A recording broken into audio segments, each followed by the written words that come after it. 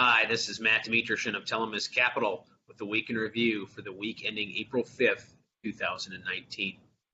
Markets continued their climb higher on the week, closing the week out with 7 positive sessions in a row. The S&P 500 was up 2.1%, the NASDAQ Composite up 2.7%, and the Russell 2000 Index up 2.8%.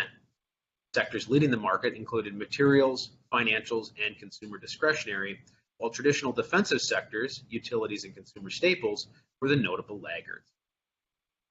The markets were driven by positive manufacturing data released out of the U.S. and China.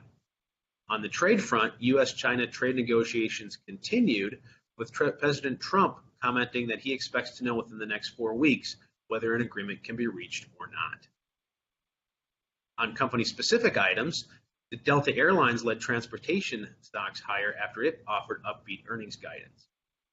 In addition, semiconductors were higher after a report was issued that Taiwan Semiconductor, the largest contract foundry, has seen a rebound in chip orders. Alternatively, Walgreens Boots Alliance and Tesla did not participate in the rally. Walgreens reported earnings on the week which were softer than expected, as well as offered softer guidance for the rest of the year. Tesla noted that it has seen softer first quarter deliveries, which is likely to pressure first quarter net income. Fixed income markets, treasuries pulled back, resulting in higher yields.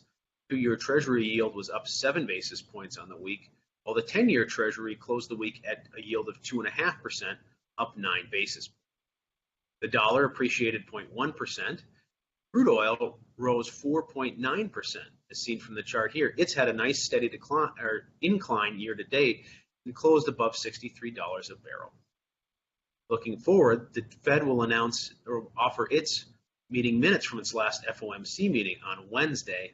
In addition, on Friday, earnings season begins in earnest, with many banks, including JP Morgan, reporting earnings.